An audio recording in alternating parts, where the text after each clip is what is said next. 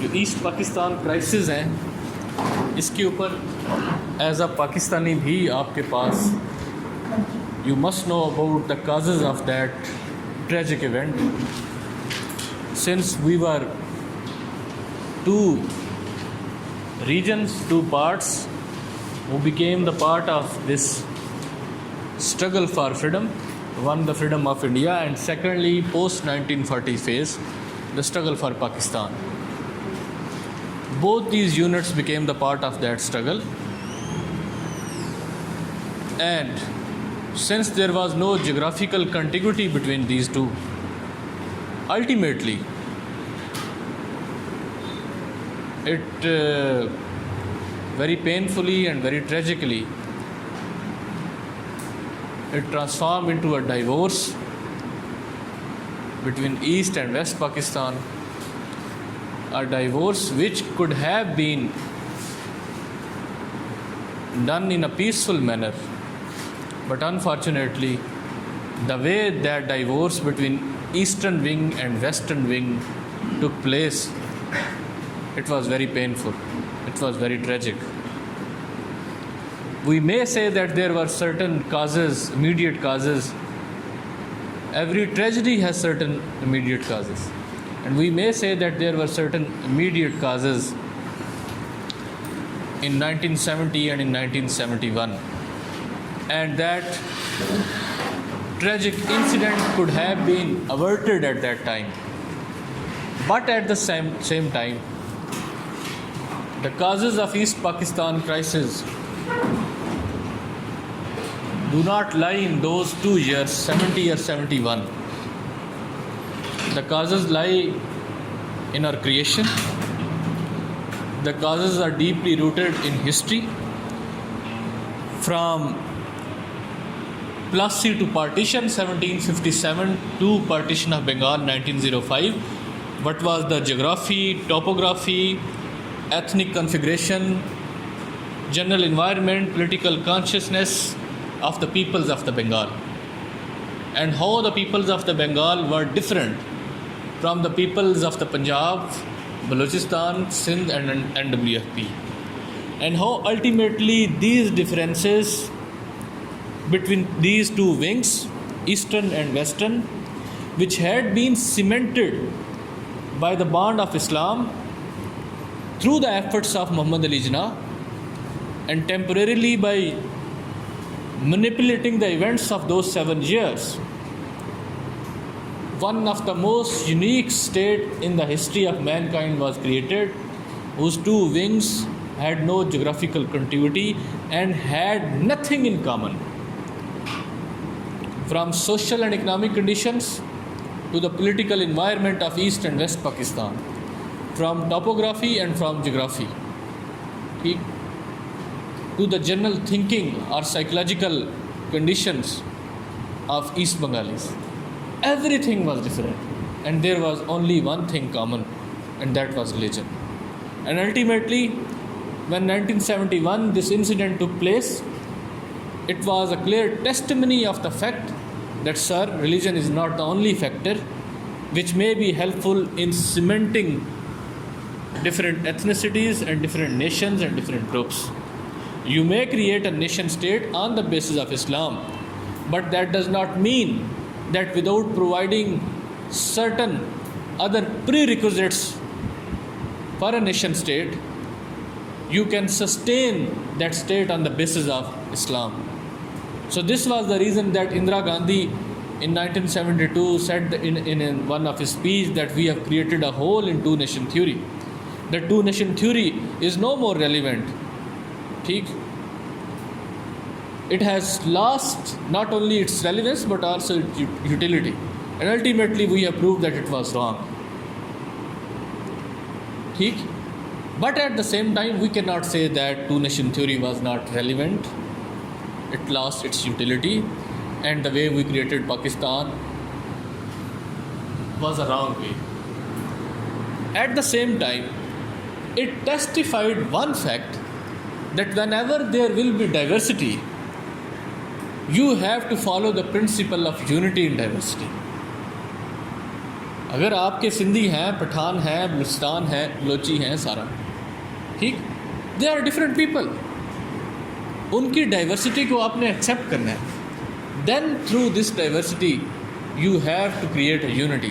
The way that unity has been created in United States of America, all the states are independent, autonomous, but they call themselves American. ٹھیک 27. They feel proud when they call themselves Americans. But not in the case of East Pakistan and West Pakistan. So there are wheels within wheels in this topic, that what were the origins, what were the factors which transformed Bengal from 1757, because British Bengal was the gateway for their rule in the subcontinent.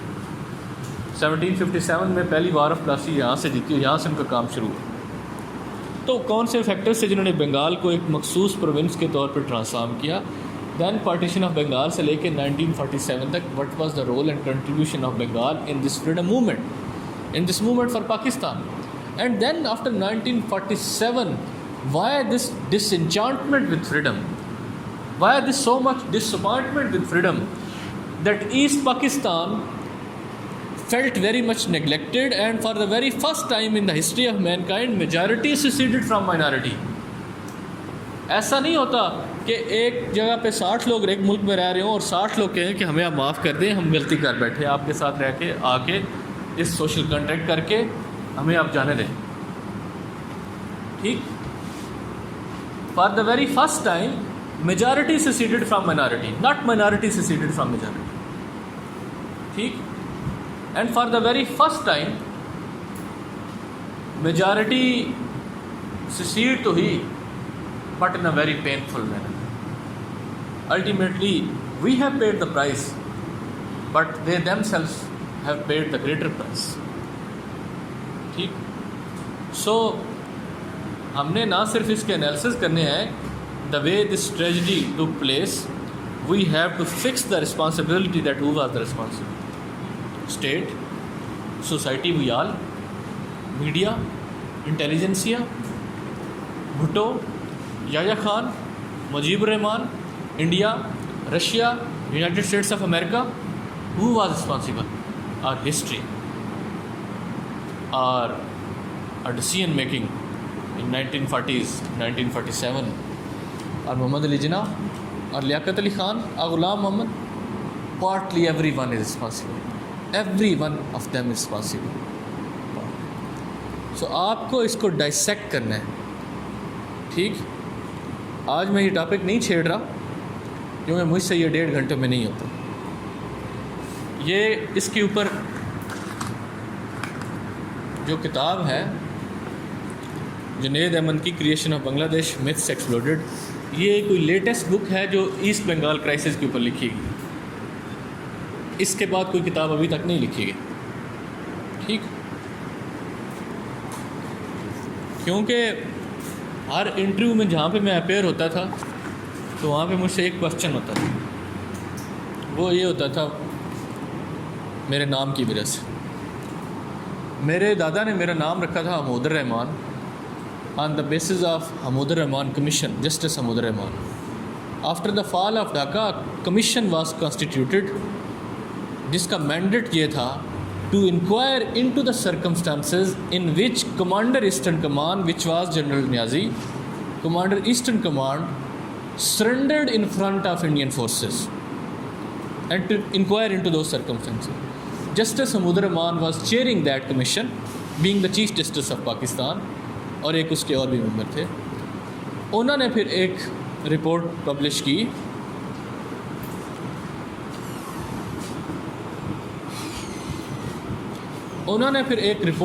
کی جو کہ which could not see the light of the day, which was very sensitive. He fixed the responsibility, اور انہوں نے اس میں باقاعدہ کہا کہ فلاں آرمی کے جنرلز ان کو باقاعدہ طور پہ پنش کیا جائے. They are involved in this tragedy. So since morale of the army was very down at that time, Bhutto نے جب یہ رپورٹ پڑھی دیکھی تو اس نے اس کو سائڈ پہ کر دیا، کارنر کر دیا. بعد میں ضیاء الحق کے رجیم میں اس کو بالکل ہی ساری رپورٹس گم گئیں, ایک کاپی رہ گئی. 2001 میں وہ پبلش ہوئی انڈیا کے انڈین ٹائمز میں.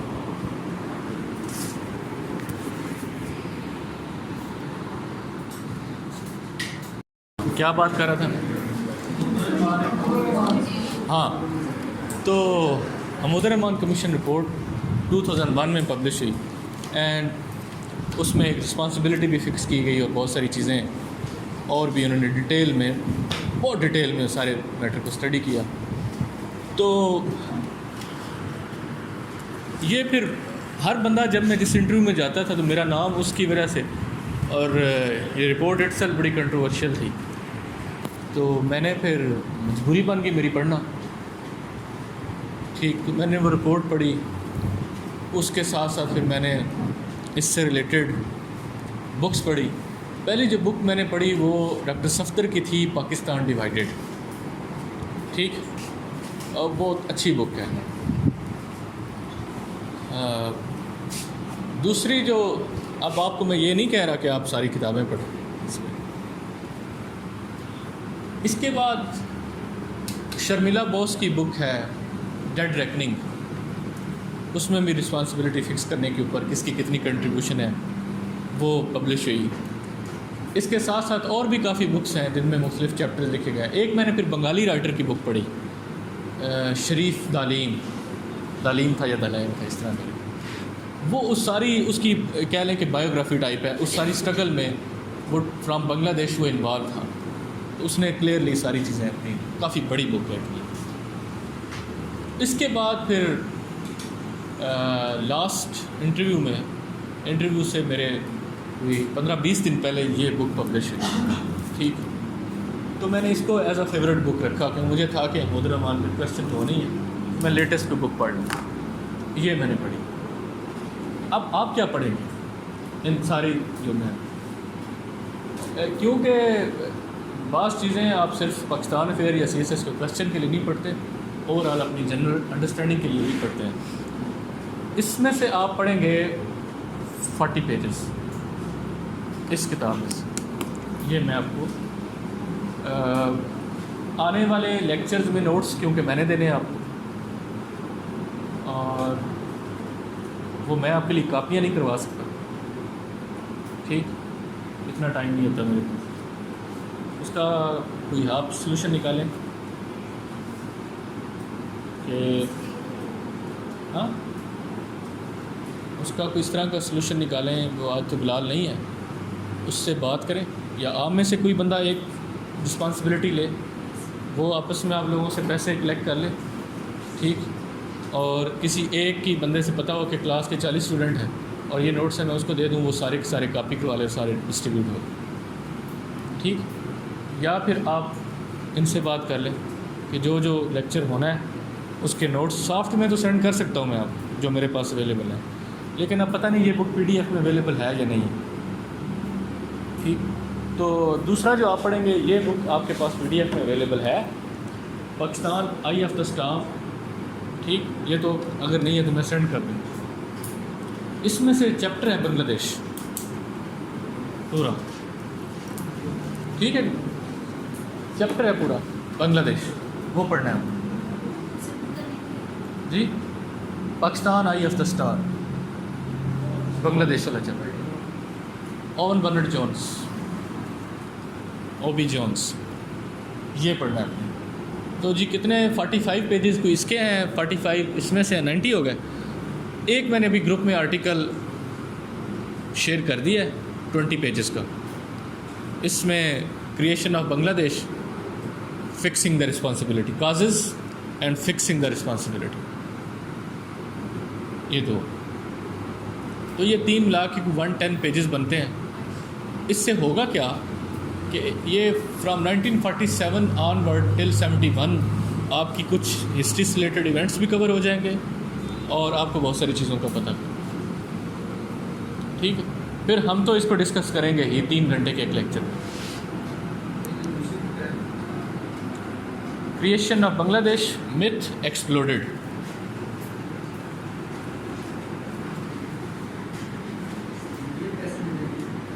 جی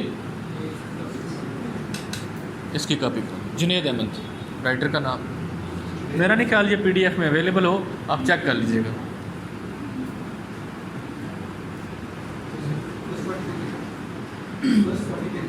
نہیں وہ میں بتا دوں گا, ایک پورا چیپٹر ہے, بلکہ 2 چیپٹر ہیں. آج کر دوں, 2 بک سے نہیں, 1 بک سے. اور رفیق افضل والی بھی. باقی پڑھ لیں آپ, ہاں وہ کانسٹیٹیوشن پولیٹیکل ہسٹری.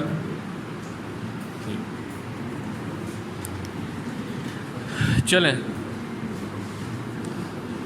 اچھا, اب اس کو میں وقتی طور پہ اسکپ کر رہا ہوں.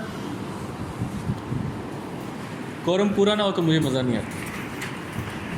ٹھیک, وہ بہت سارے لوگوں کے میسج آئے ہوئے ہیں کہ بارش کی وجہ سے اور یہ وہ ہم آ نہیں سکے, تو لیکن ظاہر ہم نے کرنا تو ہے ہی. دوسرا یہ ٹاپک اتنا لینتھی ہے کہ ہم نے آج شروع کرنا تھا 200 کیس سے, تمیز الدین سے لے کے 71 تک وہ کرنا تھا, تو that may become too lengthy. ابھی ہم اس کو ذرا درمیان میں سائڈ پہ کر دیں. افغان وار, اٹس امپیکٹس, اور اس کو ہم ٹچ کریں گے 2017 تک. یہ اٹ سیلف بہت امپورٹنٹ ٹاپک ہے, تو کیونکہ 2 ہو نہیں سکتے تھے ایک لیکچر میں, تو میں نے ان کو پھر ایک کر دیے.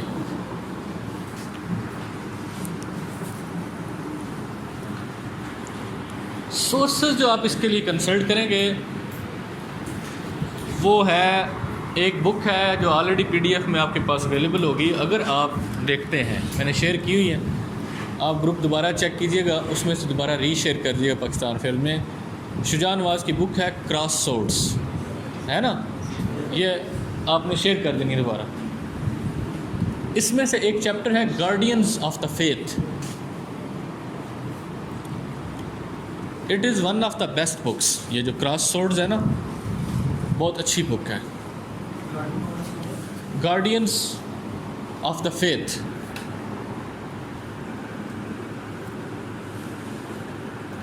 یہ آپ نے پڑھنا ہے اس میں, ٹھیک ہے. اس کے افغان وار سے ریلیٹڈ اس کی کازز کانسیکوینسز کے حوالے سے یہ آپ کے کافی کانسیپٹس کلیئر کر دے گا. But at the same time جو کچھ ریسنٹ ڈیولپمنٹس ہیں اس کے حوالے سے میں آپ کو اور چیزیں شیئر کر دوں, وہ میں اور ریکمینڈ کر دوں. ٹھیک, مشکل تو نہیں ہے ٹریڈنگ. اچھا, افغان وار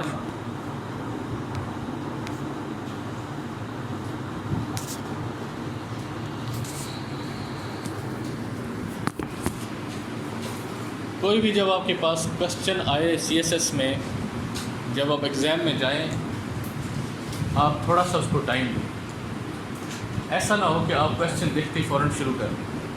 ٹیک اٹ ایز این ایسے, take it as an English ایسے.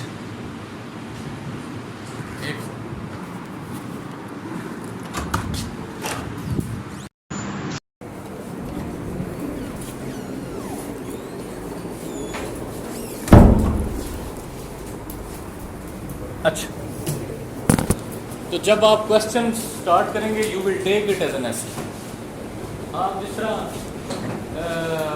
آؤٹ لائن بناتے ہیں انگلش ایسے کی, اس طرح اس کی آؤٹ لائن نہیں بنائیں گے. اس کی آؤٹ لائن آپ 25 منٹ بناتے ہیں, اس کی آؤٹ لائن 2 منٹ میں بنائیں گے. ٹھیک ہے, آپ اس کا ایک مائنڈ میں پیچھے رف پیج کے اوپر اسکیچ ضرور بنائیں گے کہ اس میں وہ 3 ایلیمنٹ اس میں بھی ہونے چاہیے, ریلیونس, کلیئرٹی اور آرگنائزیشن. ٹھیک, in every question that you have. ان کی آؤٹ لائنس میں آپ کو دوں گا ضرور. کچھ تو میں کلاس میں لکھواتا ہوں, یہ جو random time, but even then جلدی بارش ہوئی.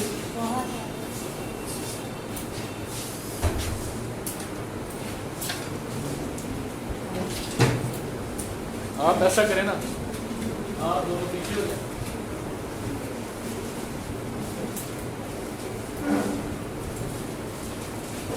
اچھا,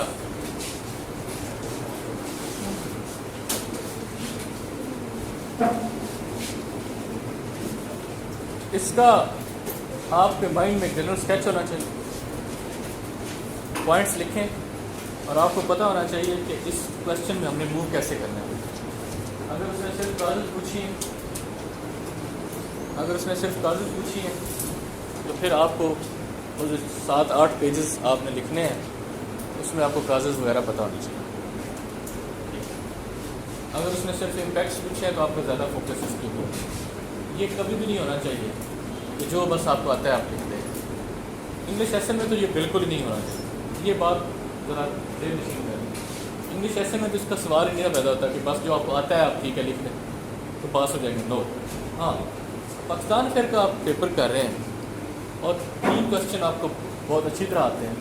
باقی جو آپ کے پاس 3 کویشچن ہیں ان میں سے ہر کویشچن کے اوپر آپ کے پاس half of the answer is available but remaining half is not available. جو آتا ہے لکھ دیں.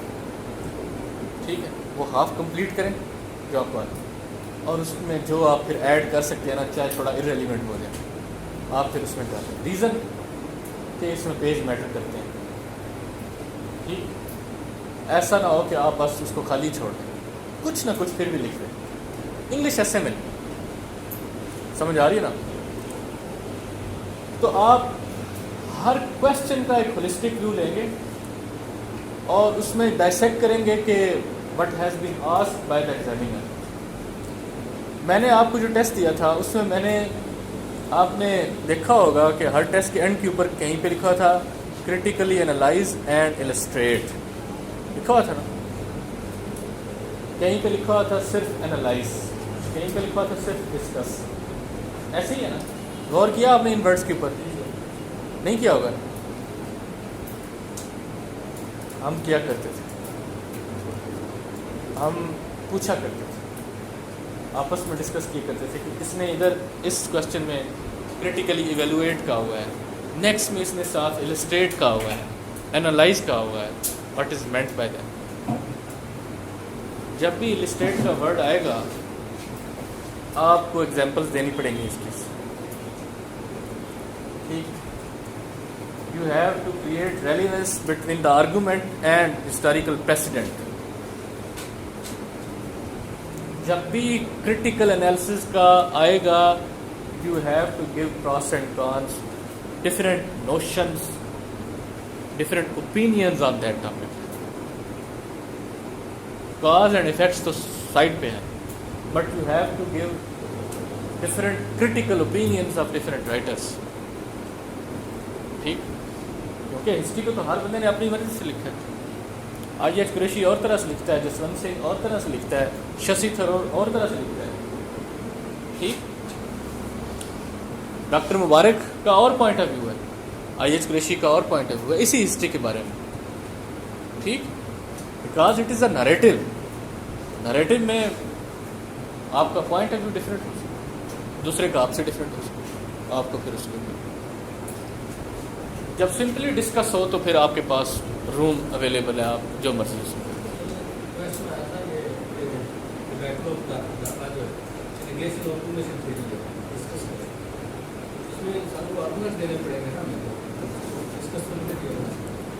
آرگومنٹس بھی دیں گے اور ایگزامپل بھی دیں گے جو آپ کا ہے پوائنٹ آف ویو اس کے. آپ دونوں دیں گے. ڈائیورسٹی اس سے ہم کیا جو ہے وہ یونٹی ان ڈائیورسٹی کیا ہوتی ہے؟ یونٹی ان ڈائیورسٹی یہ ہوتی ہے کہ میں پٹھان, آپ پنجابی ہیں, ادھر سندھی بھی ہیں. ہے کوئی سندھی؟ آپ سندھی ہیں, 2 سندھی. یہ ہماری ایک آئیڈینٹی ہے. اور بلوچ کہتا ہے I am Baloch first and Muslim later. ٹھیک ہے, یہ ان کی ایک آئیڈینٹی ہے. یونٹی ان ڈائیورسٹی مین کہ you have to accept this diversity, you have to recognize, acknowledge this diversity that exist between us. باقی بھی تو ڈائیورسٹیز ہوتی ہیں نا. No men are equal, no 2 men are equal. ٹھیک ہے, وی ہیو بارن ان ایکویلٹیز. کوئی بڑا ہوتا ہے, کوئی چھوٹا ہوتا ہے, کوئی انٹیلیجنٹ ہوتا ہے, کوئی ہینڈی کیپ ہوتا ہے. وہ بھی تو انیکویلٹی, وہ بھی تو ڈفرینسز ہیں. 2 سگے بھائی بھی ایک جیسے نہیں ہوتے. تو پھر یہ ایتھنک ڈفرینسز ہیں. یہ جو لینگویج کے ڈفرینسز ہیں، یہ جو کلچر کے ڈفرینسز ہیں، ان ساروں کو ایکسیپٹ کریں، ریکگنائز کریں. جب آپ ایک ہیٹروجینس سوسائٹی میں ایک مونولیتھک اسٹرکچر کھڑا کرنے کی کوشش کریں گے کہ نہیں یہ آئیڈینٹی ایکسیپٹیبل نہیں ہے، یہ ہمیں ڈیوائڈ کر رہی ہے، تب وہ اور ڈویژن کریٹ کرے. یونٹی ان ڈائیورسٹی مینس کہ ان ساری ڈائیورسٹیز کو ایکسیپٹ کریں گے نا جب، تو وہ آپ کے اور یونٹی کریٹ کرے، وہ آپ کو ایک دوسرے کے اور قریب. جیسا کہ امریکہ میں they call them self American. Toronto ایک شہر میں 100 سے زیادہ لینگویج بولی جاتی ہے، ایک شہر میں. وہاں پہ سکھ بھی ہیں، وہاں پہ مسلمان بھی ہیں، پنجابی بھی. ملیشیا اور Indonesia are very diverse but they are living together, کوئی کانفلکٹس نہیں ہے. Chinese and Malays and Indians, 3 nations were living in Singapore in 1966 and the greatest problem was division between them. ہر کوئی ڈفرینٹ. لی Kuan you نے اس کو structure ایسے کیا Singapore کو، ان ساروں کی آئیڈینٹیز کو ایکسیپٹ کیا. آپ کبھی اس کی بک پڑھیں، بعد میں جب موقع ملا تو پڑھیے گا، لی کوان یو کی from third world to first world. اس میں ایک بہت بڑا چیلنج تھا اس کے لیے، اور پھر over the period of time 40 سالوں میں اس نے ایک نیشن کریٹ کر کے دی. کوئی بھی نہیں کہتا کہ میں چائنیز ہوں، میں مالیز ہوں، میں انڈین ہوں. سنگاپور ٹھیک. تو وہ جب ان آئیڈینٹیز کو ایکسیپٹ کیا جاتا ہے، پاکستان میں ایکسیپٹ نہیں کیا. وہ کلیکشن تھی، ایک 5 گروپس تھے، ایتھنک گروپس. جناح صاحب نے on the basis of 2 nation theory کو اکٹھا تو کر دیا، بٹ ان میں جو فسپیریس ٹینڈنسیز تھیں وہ over the period of time dominate کرنا شروع اور وہ ایمرج ہونا شروع. اور ستم بالائے ستم کہ آپ نے ان کو ہیل کرنے کی بجائے you try to apply balm on their wounds and in that way you are treating with the symptoms not with the disease itself. اور وہ ڈیزیز کیا تھی کہ that there were social, economic and political differences and deprivations. ٹھیک، inherent آپ نے وہ address کرنی تھی. وہ اب اختیارات مانگتے تھے، وہ ڈیسینٹرلائزیشن مانگتے تھے. وہ جس سوشل کانٹریکٹ کے اوپر فریڈم موومنٹ لانچ کی گئی تھی وہ کہتے تھے کہ ہمیں وہ اس کے اوپر سب کچھ دیں. آپ نے ان کو اور سپریس کرنا اسٹارٹ کر دیا. ود ان فرسٹ 3 years صرف قائد اعظم کے ہاتھوں 3 گورنمنٹ ڈسمس ہوئی ہیں فرسٹ 2 years. NWFP میں ڈاکٹر خان صاحب کی گورنمنٹ، وہ what ever were the reasons, justification تھی. سندھ میں ایم اے کھوڑو کی گورنمنٹ ڈسمس ہو. تو یہ انہوں نے ان اسمالر پروونسز میں ریسنٹمنٹ کریٹ کی. اور یہ چیز خیر اس کو ہم پڑھیں گے نیشنل انٹیگریشن کے ٹاپک میں. اب ہم بات کرتے ہیں افغان وار کی. اور جب بھی ہم whenever we discuss any topic we must know the origin, that we must know that we have to critically analyze it, we have to illustrate it, that if there were certain causes of the Afghan war that caused us to be involved in that war, then certainly there will be some consequences of that war. So we must know the causes of war, then we must know the justification of those causes. Whenever we enter into any war or into any conflict, we must have certain plausible and credible justification that we are entering into this war. یہ ہمارے پاس ہونا چاہیے. Then we know that we are entering into this war. When there was First World War, there were certain long-term causes and there were certain immediate causes. And when you are entering into war, every cause has a consequence. Every event and incident has certain consequences. So along with planning of that war, you have to plan to manage those consequences. کہ اس کی گلو back ہوگی، اس کے کچھ future پہ impacts ہوں گے. ایسا نہیں ہوگا کہ ہم جو بھی کر رہے ہیں اس کے بعد میں کوئی امپیکٹس نہیں ہوں. You have to think about managing those consequences, managing those impacts. تو افغان وار کے جو انٹرو ہے اس کو اگر میں intro that we entered into this war, and there were certain causes, there were certain apprehensions of Pakistan. There was a unique political environment at national level and international level at that time, which precipitated this war, and we entered into that. But along with that, in next 7-8 years, there were certain consequences which were bound to happen even during war ke duran, and there were certain consequences which were bound to happen after 1989. Whether we have made any policy to manage those consequences or not. This is the reason that Afghan war still it is considered as a miscalculated venture. One, and still we are facing very painful consequences of the war in which we entered in 1971. Still we are paying a very heavy price of the war of 1979, in which we entered due to certain causes, but unfortunately ہم اتنے ہمارا political vision نہیں تھا کہ ہم یہ analyse کر سکیں کہ اس کے بعد یہ کانسیکوینس ہوں گے اور ہم اس کے بارے میں. So what we will be discussing today is that what were the causes of Afghan war and what were the effects of Afghan war. One, یہ بڑا لمبا اور ایک عجیب سا ٹاپک، ہر بک میں اس کے اوپر لکھا ہوا ہے، بٹ آپ کو کیسے اس کو کرنا ہے یہ مشکل. سر اسی ایشو پہ کوشچن آ سکتا ہے، اسلامائزیشن کرنا زیادہ اسے جسٹیفائی کر سکتے ہیں یہ سب کوشچن ہے، جسٹیفائی کر سکتے ہیں یا نہیں کر سکتے؟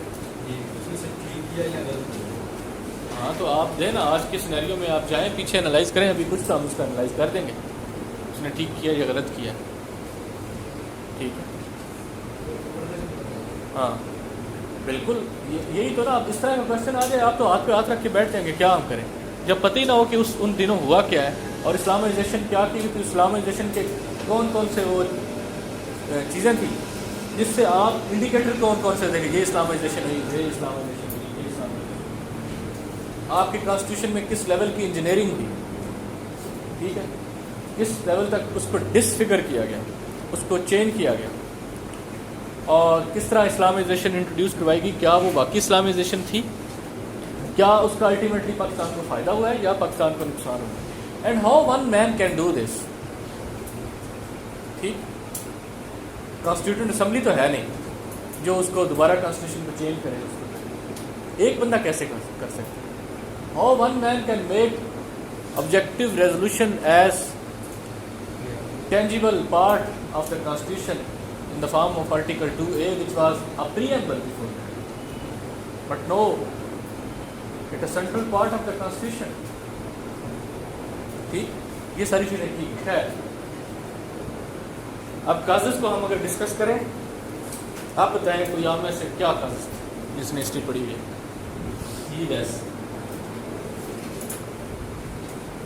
What was happening in 1970s that all of a sudden why am I compressor?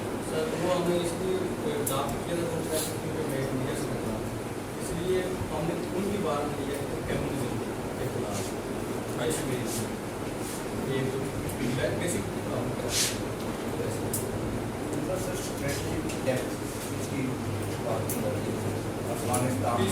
What is strategic depth? پتہ ہے آپ لوگ؟ سر تیسرا وارم واٹر جو کیا پہنچنا چاہتا تھا ہم سے ہونے میں دوسروں نے بجٹ بنا دیا. Strategic depth کیا ہے؟ Any single clear definition of strategic depth? Right? نہیں پتہ؟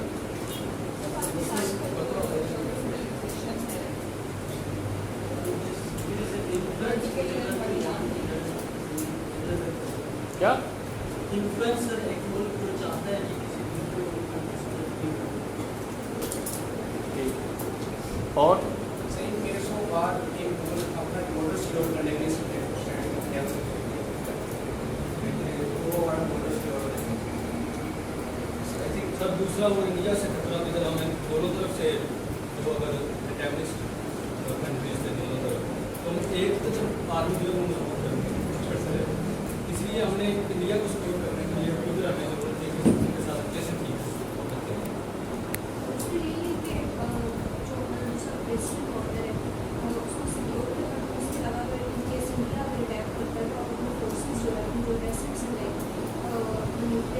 وہ تو تب تھا ہی نہیں.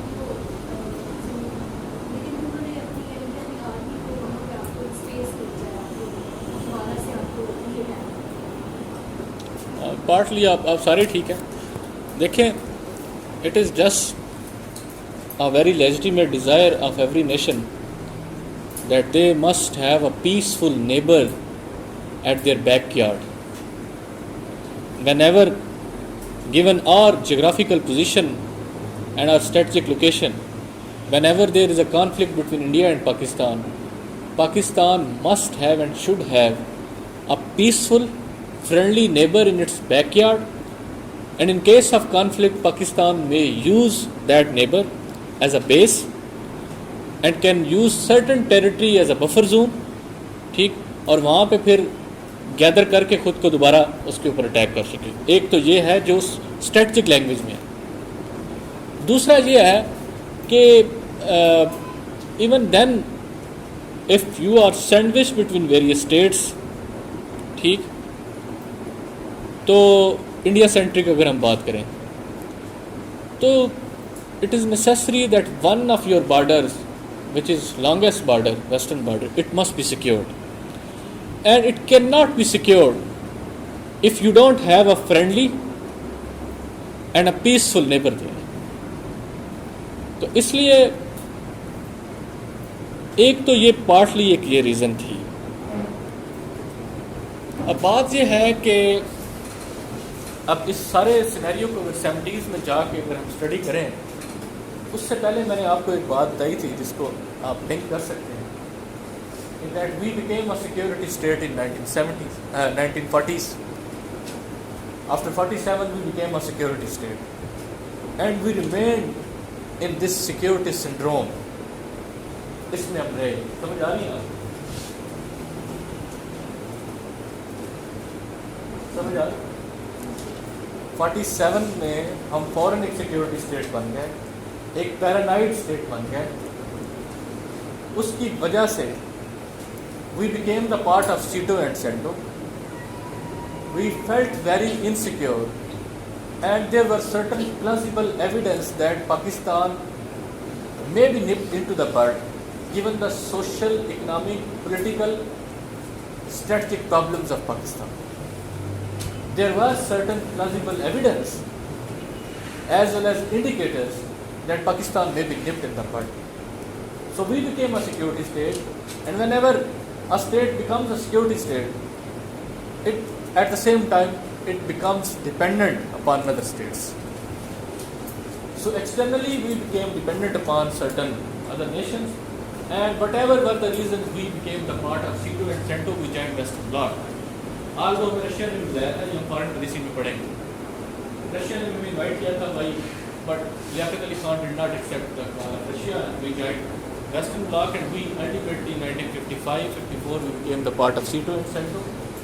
We joined those blocs, and this was the heyday of the foreign policy of Pakistan. We had an immense respect at international level. Ayub Khan کے زمانے میں وہ سارے جو ہمارے وزٹس ہوتے تھے امریکہ کے یا پوری دنیا کے, گریٹ برٹن کے, وہ اب بھی ہم یاد کرتے ہیں. انہی دنوں کی کوئی یوٹیوب کے کلپ پڑا ہوتا ہے, ہم فیس بک پہ شیئر کر دیتے ہیں. We are still resting on those laurels کہ دیکھیں پاکستان میں یہ تھا. اس کی ایک ریزن تھی, and reason was one that was very important, that we were very strategically very relevant and it was the beginning of the Cold War, and in that Cold War, in the dynamics of Cold War, Pakistan was very strategically relevant at that time. This was the reason that we had very huge respect at international level. We were very important member of those PACT, CETO and CENTO. اور warm water تک جو Russia کی access تھی اس میں ہم سب سے بڑی hurdle تھی. آپ پتہ یہ جو عظیم قومیں ہوتی ہیں نا، جب ہم بھی تھے 1000 سال پہلے، یہ اپنی پالیسیز کسی بھی آنے والے ایونٹ میں 40 50 60 سال پہلے ہی بنا. They know their history, they know their past, and this is the reason that they can predict future. Lord Curzon کا نام تو سنا ہے آپ، پارٹیشن آف بنگال کی، ٹھیک ہے. none of the reforms of Curzon brought so much controversy as the reform of partition of Bengal. پتہ ہے نا، کرزن جب وائس رائے نہیں تھا تو کرزن ہسٹورین تھا بہت بڑا. کرزن کی عادت تھی کرتا رہتا. 1890s میں وہ یہ جو سارا آپ کا علاقہ ہے نا، ٹرائبل ایریا جو بفر زون بعد میں ہونا، اس سارے علاقے میں کرزن پیدل پھرتا رہا اس علاقے کی ڈائنامکس چیک کرنے کے لیے. That this is the only, اس وقت تک تو کوئی فریڈم دور دور تک نہیں تھی نا، and this was the part of British umpire. British umpire was facing one threat and very genuine threat, that was emergence of Russia and Russian desire for access to warm waters, جو کہ یہ بلوچستان اور گوادر والی side سے اس کو مل سکے، Arabian سی. یہ ایک مسئلہ ہے، اور وہ پریڈکٹ کر رہے تھے کہ whenever Russia will be a great power and there is a possibility، تو ہماری یہ جو امپائر ہے یہ خطرے میں پڑ سکتی ہے due to Russian desire of access to warm water. تب لارڈ کرزن نے ایک بک لکھی تھی جس کا نام تھا ان انڈین فرنٹیئر. وہ پبلش ہوئی اور اس پہ بین ہو گئی. اس پارلیمنٹ نے بین کر دی. دس از some thing which will happen in 1930s 40s 50s، ٹھیک، and it is something that is related to our policy toward Russia in 1930s 40s. And how we will be managing that area, what will be our policy towards that area and towards Russia. تو انہوں نے بین کر 2010 میں وہ دوبارہ publish ہوئی تو میں نے پڑھی. ایسے ہی میں گیا تو مجھے وہ نظر آئی، میں نے بیک سائڈ پہ پڑھا تو انٹرسٹنگ ہے. Since this area was very crucial and it gained importance in 1970s، lord Curzon نے وہ جو اس وقت کیا تھا سارا، اس کی امپورٹنس 40s میں بھی نظر آئی اور پھر 70s میں دوبارہ. اب ایک تو یہ اسٹریٹجک ڈیپتھ والا ہے، دوسرا sense we were the part of SEATO and central we became strategically relevant till 1969. 71 65 کی وار میں we realized that our foreign policy was a great failure. Reason that we joined SEATO and CENTO that in case of any conflict between India and Pakistan, United States of America will also help Pakistan. Since India is not a part of SEATO and CENTO, but United States of America did not help Pakistan. So in 1962 there was a war between China and India, and India was not the part of SEATO and CENTO, but United States of America helped India against China, provided weapons and financial aid also. And Pakistan feels threatened that these weapons and that aid may be used against Pakistan in a future conflict. So what we got ultimately, ہمیں اس ریاضت کا، ہمیں اس محنت کا، ہمیں اس شناسائی کا، ہمیں اس relation شپ کا ملا کیا 12 سالوں میں؟ صرف وہ ایڈ جو ملٹری ایڈ انہوں نے ہمیں پرووائڈ کی پچھلے 10 سالوں میں، to fulfil their own objectives, to grind their own axe, اور ابھی کیا nothing. And then incident of 71. United States of America helped only in one context, and that was saving Western Pakistan. And why? Because it was only the Western Pakistan which was strategically relevant in any future outcome or in any conflict between America and Russia. Nixon نے direct call کی تھی اندرا گاندھی کو that I am warning you, you are not supposed to interfere into West Pakistan. and if you will interfere, we are the best ones. But in case of Bangladesh, انہوں نے کچھ بھی نہیں کیا. وہ 7واں بحری بیڑا آنا تھا, 7th fleet, اس کا انتظار ہی کرتا رہا. پاکستان اسی آس میں رہا یحییٰ خان بھی, بس وہ آ جائے گا وہ آ جائے گا اور وہ بچا لیں گے. وہ کبھی آئی نہیں نہ آنا تھا. ٹھیک. تو ویسٹ پاکستان اسٹریٹجیکلی ریلیونٹ کیوں؟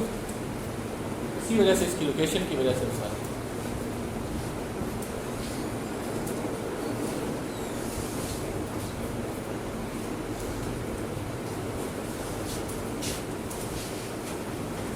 And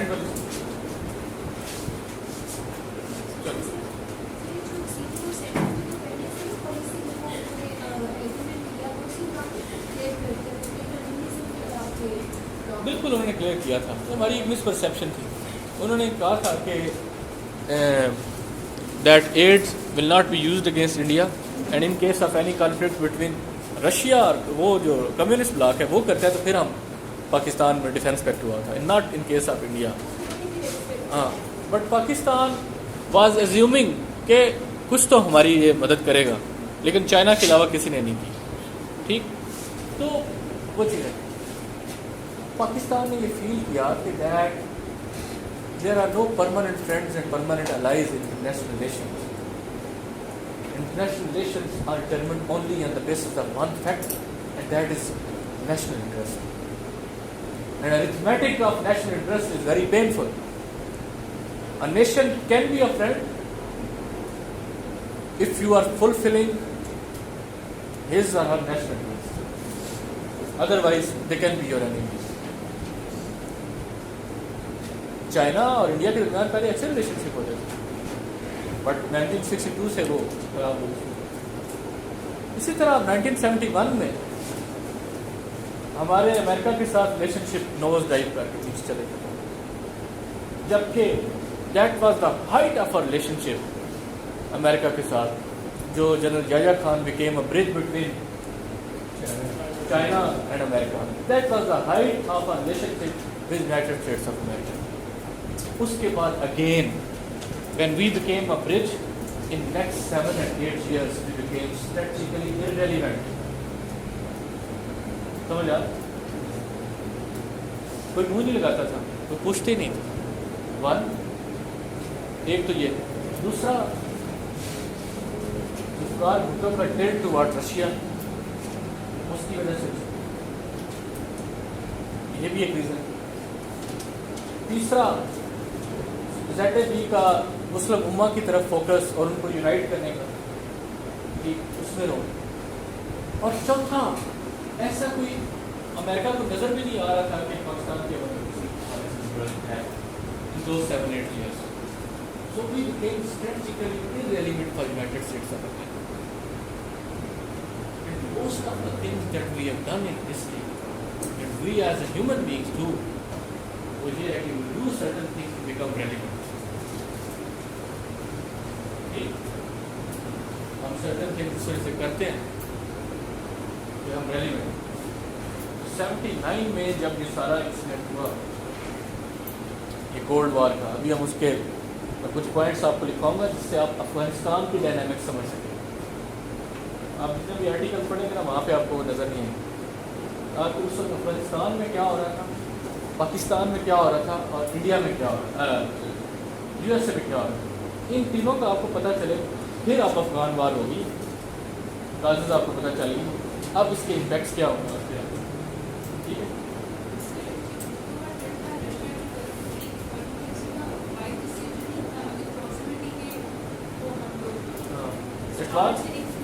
It was a wise decision. This is a debate in our foreign policy that even in 1950 when Liaquat Ali Khan chose United States of America at the expense of Russia, so some of the people still believe that we should have chosen Russia. Russia is the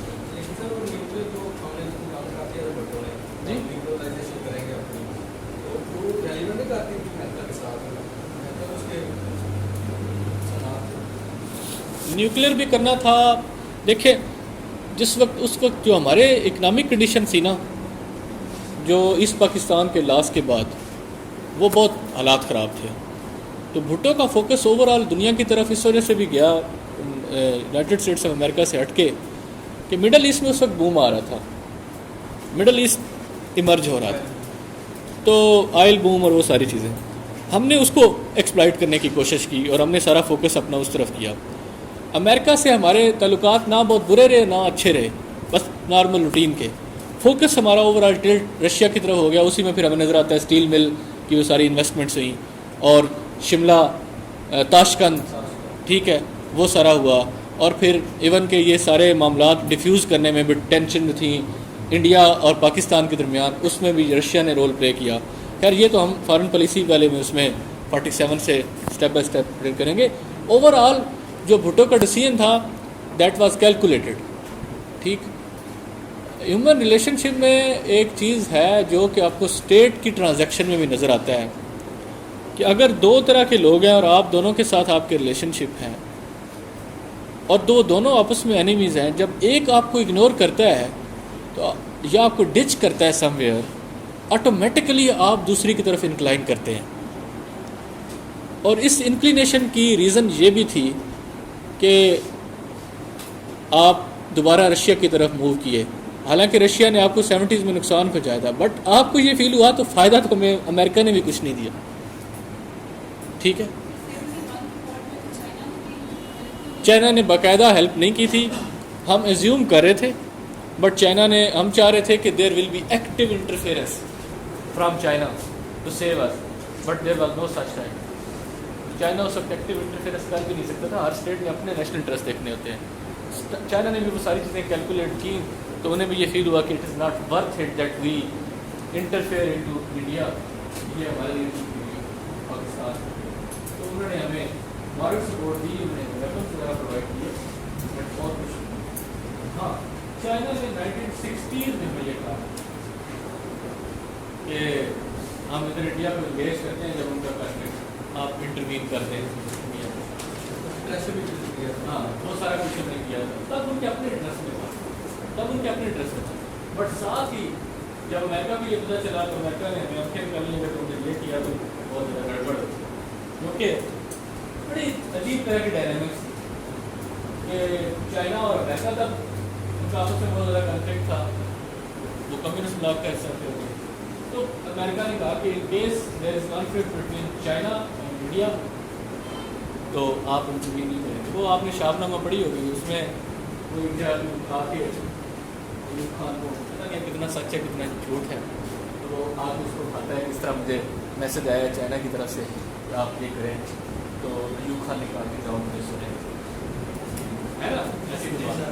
ہاں, تو یہ ایسا نہیں ہوتا اس لیے میں کہ جاؤ مجھے سونے دو, اور یہ پہلے سی چیزیں طے تھی کہ دیکھیں کہ کیس آف سچ کا we can not do this, کیونکہ اس طرح کے ڈیسیژن ایسے نہیں ہوتے کہ فوراً چائنا کا میسج آ گیا اور آپ نے کہا یہ کر. اچھا جی, تو 70s میں since we were not strategically relevant, so one of the cause was that we wanted to become strategically relevant. The second cause at that time was that the reason we interfered that we had a certain threat from Russia. Russian communism وہاں تک اپنے ٹھیک تھا, but if there will be communism in Afghanistan and then its next target may be Pakistan. Since we were already a very paranoid state, تو یہ بھی fear, whether it was exaggerated fear, لیکن یہ ایگزسٹ کرتا تھا ہمارے foreign policy circles میں, ہمارے سیکورٹی اپریٹس میں, ہماری سیکورٹی تھنکنگ میں یہ fear بھی ایگزسٹ کرتا تھا کہ یہ جو Russian quest for bomb water ہے, it may compel Russia to interfere into Pakistan. تو یہ کمیونزم کا جو تھریٹ تھا یہ بھی ایک پلازیبل تھریٹ تھا. ٹھیک ہے. Third was strategic depth. اس کی ریزن بھی اگر آپ ٹریس کریں why we interfered into Afghan, اس کی ریزن بھی آپ ٹریس کریں تو it may be link with India that we wanted a peaceful neighbour at the backyard, ایک peaceful regime or this influence. But in case of any conflict with India, جو کہ 65 میں ہو چکا ہے, جو 71 میں بھی ہو چکا ہے, تو کیوں نہ. آپ کو یاد ہے کہ جب 71 میں کانفلکٹ ہوا, 65 میں جب ہوا تو ایسٹ پاکستانیز کا یہ بہت بڑا ایک کنسرن تھا, ڈیفینسز تھے کہ وی فیلٹ ویری انسیکیور. ٹھیک ہے, انڈیفینڈڈ تھے وہ, they felt very insecure. Defence of West Pakistan does not lie in defence of East Pakistan. They are two wings and they are 1000 mile difference, distance between two wings, geographical contiguity تو نہیں. But in 71 جب یہ incident ہوا تو ہمارا سارا focus جو operation سنسکرائب کو ہم نے ساری چیزیں ڈیزائن کی. لیکن فیو ڈیز انڈیا کو پتہ چل گیا کہ ہمیں کیا پلاننگ کی ہے اس کا ساتھ. یہ ہماری انٹیلیجنس فیلئر. سر یہ امیڈیٹ افیکٹ بھی تھا اس کا 71 کا بعد ایک منٹ پہ لانچ کیا تھا, انڈیفینڈڈ چھوڑ دیا تھا ڈیسک. ہاں تو 71 میں تو وار کا فوکس ہی ایک بہت بڑی جو اس وقت ان کی کیلکولیشن تھی, مس کیلکولیشن تھی کہ India will never ever interfere into western wing. تو ہم سارا فوکس اپنا ایسٹ کے اوپر کریں, we have to save east. India نے ادھر انویٹ کر دی ویسٹ کے اوپر. تو تب ہم نے یہ ریئلائز کیا کہ that in our 1965 conflict East Pakistan felt undefended. But جب 71 کا کنفلکٹ ہوا تو ویسٹ پاکستان فیلٹ انڈیفینڈڈ, کیونکہ سارا فوکس ہمارا ایسٹ پاکستان کی طرف. تو 1979 میں جب یہ سارا چیز یہ پالیسی میکنگ ہو رہی تھی تو تب ہم نے کہا کہ کیوں نہ ہمیں ایک ویسٹرن بارڈر ہمارا کم سے کم سیکیور, آلریڈی ایسٹرن بارڈر کے اوپر انڈیا ہے وہ ہم مینیج کر لیں. بنگلہ دیش ویسے چلا گیا تو ہم ویسٹرن بارڈر کو سیکیور کریں گے انڈیا کی خاطر. تو اس لیے ایک ریزن یہ تھی. یہاں تک سمجھا. اب ایک اس میں تھیوری ہے, وہ یہ ہے کہ جب رشین فورسز نے افغانستان میں انویڈ کر دیا وغیرہ 80,000 آرمی, اس وقت سی آئی اے اور آئی ایس آئی نے مل کے یہ پالیسی ترتیب دی جو آفیشیل ورژن ہے. یہ اس وقت کلین ہوا between C I A and Pakistani I S I. اب ہم بھی انٹرفیئر کریں, لیکن ایسا نہیں.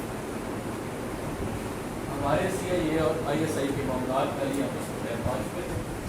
We were closely observing things, what is happening in Afghanistan and what is happening in Russia. ہم اس ساری چیزیں کر رہے تھے. اس سے پہلے افغانستان میں ایسے ایونٹس ہو چکے تھے جس سے ہم یہ اندازہ کر سکتے تھے کہ آگے فیوچر میں کیا ہوگا.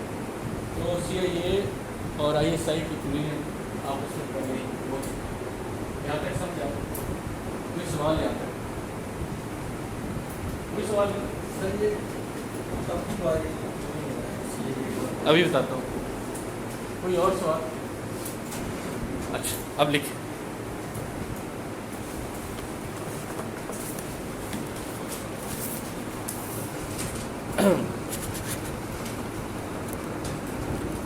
اب افغانستان کے حوالے سے میں کچھ آپ کو چیزیں بتا دیتا ہوں کہ آپ 79 تک پہنچنے سے پہلے آپ کو فنگر ٹپس کے اوپر 4-5 موٹے موٹے ایونٹس پتہ ہوں, تاکہ جب آپ افغان وار میں انٹر ہو رہے ہیں اور پھر آپ کازز آپ کو پتہ چل گئی ہیں جو ہماری کازز تھیں جس کی وجہ سے ہم انٹر.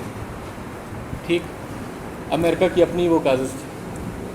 تو اس کے بعد ہم اس افغان وار کو انالائز کر سکیں اس میں کیا کیا ہوا ایسا, اور اس کے پھر امیڈیٹ امپیکٹس اس وقت کیا تھے. 1989 کے بعد ایسا کیا ہوا کہ ابھی تک ہم اس کے امپیکٹس فیس کر رہے ہیں اور ابھی تک ہم اس سے باہر نہیں آ سکتے. ٹھیک ہے, تو افغانستان میں اس وقت کیا ہو رہا تھا یہ آپ لکھیں ذرا. پہلا, کیونکہ یہ آپ کی چیزیں بھول جائیں گی, مجھے 10,000 دفعہ بھول چکی ہیں.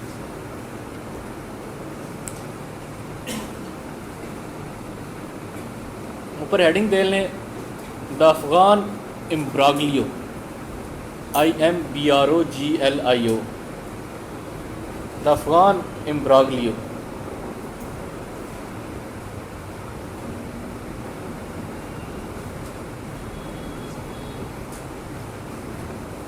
اب آپ کو یہ تو پتہ ہوگا شاید میجارٹی کو that relationship between Afghanistan and Pakistan were not very good since 1947.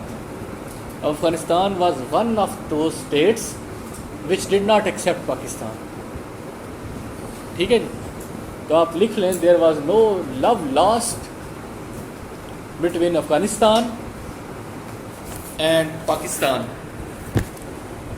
since 1947. There was no love lost between Afghanistan and Pakistan since 1947.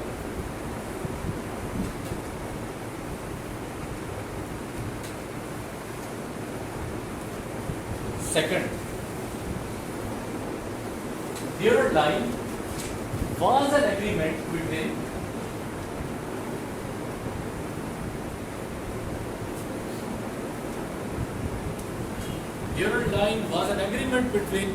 King Abdurrahman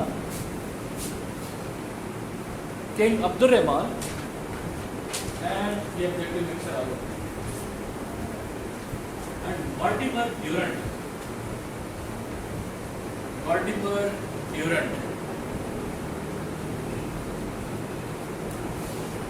Durand Line was an agreement between King Abdurrahman and Sir Mortimer Durand, 1893, and has never been accepted by Afghanistan.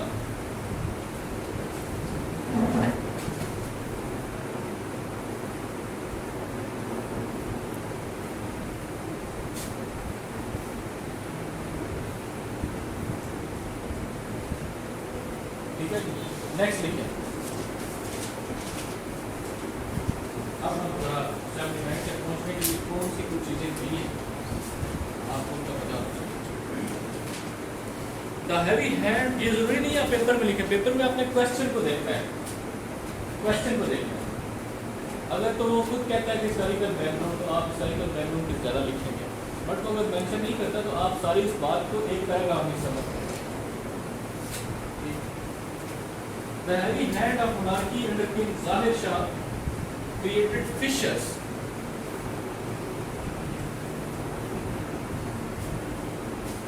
The heavy hand of monarchy under King Zahir Shah created fissures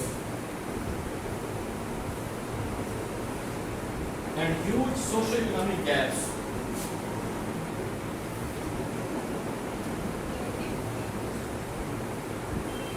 Socio-economic gaps. Next part likhenge.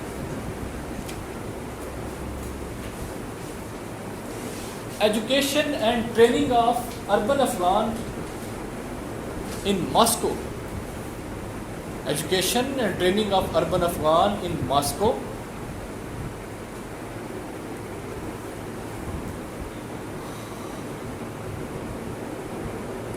And leftist trends.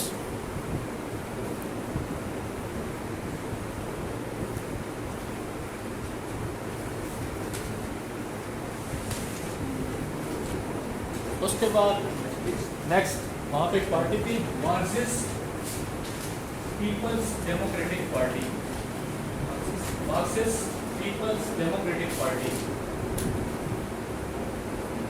Of Afghanistan splitted in 1967.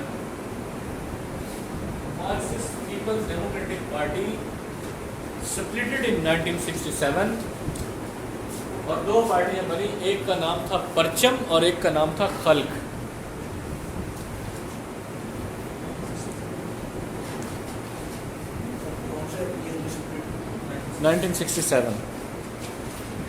پرچم اور خلق. اب پرچم کا head تھا ببرک کمال, ساتھ اس کے پرچم کے لکھ لیں ببرک کمال, اور خلق کا نام ہیڈ تھا نور محمد تاراکئی.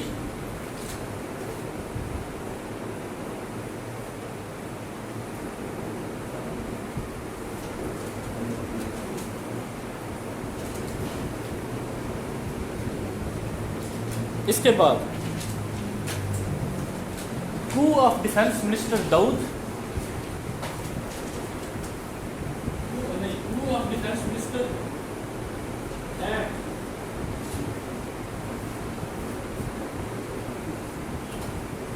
ordinance reforms.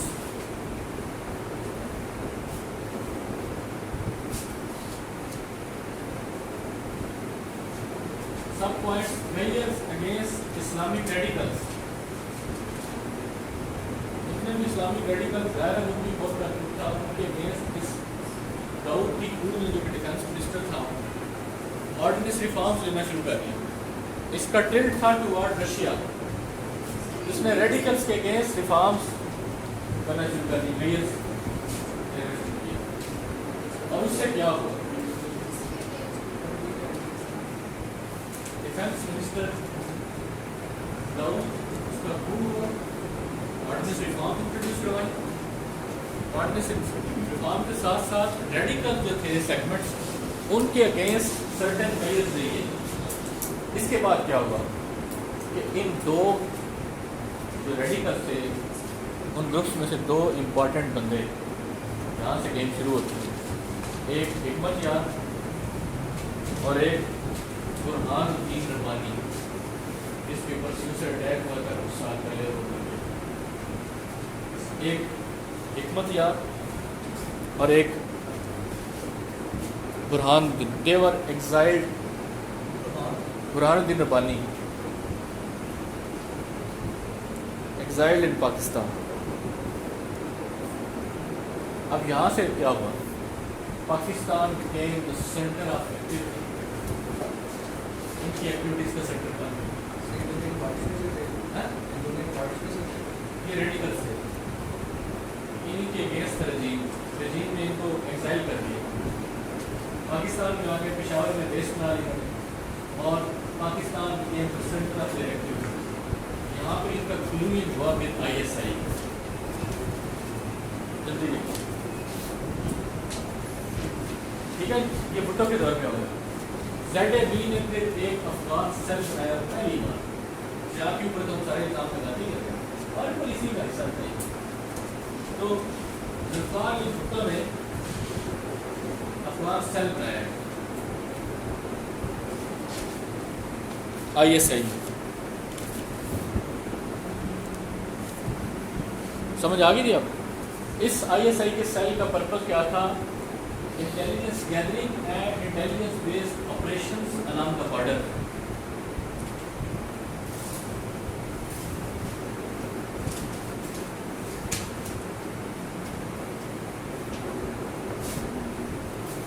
अब अप्रैल 1978 में 78 में दाऊद के रजीम के अगेंस्ट मैसिव प्रोटेस्ट हुए.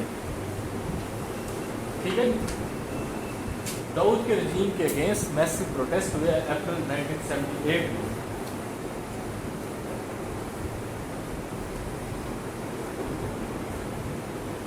मिलिट्री ने एड किया जो दो पार्टीज बनी थी, परचम और कल, उनको, and they overthrew the regime of Daud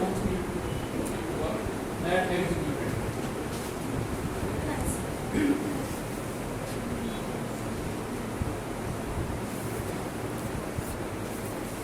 And they overthrew Daud.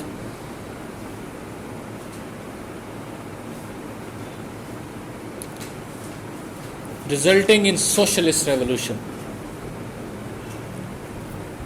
यहाँ तक कोई बात तो हम इस सारी को सम अप करें. ठीक है जी. That since 1947 there was no love lost between Afghanistan and Pakistan. Afghanistan did not even recognize Pakistan. There was a conflict between Afghanistan and Pakistan due to Durand Line, which was an agreement between King Abdul Rahman and Mortimer Durand, but Afghanistan did not accept it after 1947, so they did not accept Pakistan also. The internal conflict between parties led to split of the main party, and there were two parties, Parcham and Khalaq. Parcham and Khalaq के बाद दाऊद जो कि defence minister था उसका coup हुआ, रजीम उसका establish हो गया. He introduced certain reforms in Afghanistan against radicals. Radicals were exiled into Pakistan and Pakistan became the center of their activities. ठीक? There was a collusion between ISI and these radicals, and they launched various intelligence-based operations within the supervision of Afghan cell created by ZAB. In 1978, there was a socialist revolution in Afghanistan. Both these parties, Parcham and Khalq, جن کے بانی پتہ ہے آپ کو، ایک کا نور محمد تارکی اور ایک کا ببرک کمال. They executed Dawood, and then there was a socialist revolution, and now they signed a treaty of friendship with Russia. اب ہمارے تو کان کھڑے ہو گئے، وہ کہاں گئی اسٹریٹجک ڈیپتھ. اب Russia treaty of friendship sign کر کے سوشلسٹ ریولوشن بھی آ گئی، کمیونسٹ اسٹیٹ آپ کے بالکل بارڈر کے اوپر آ گئی.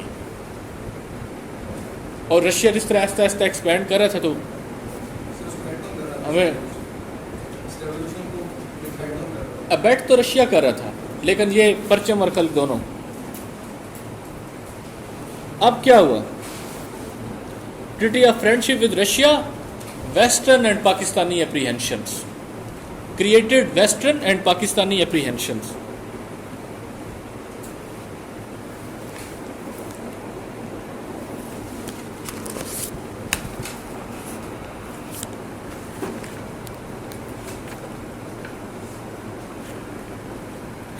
اب وہی سوویت ملٹری انٹروینشن ہوئی، 85,000 ٹروپس آ گئے.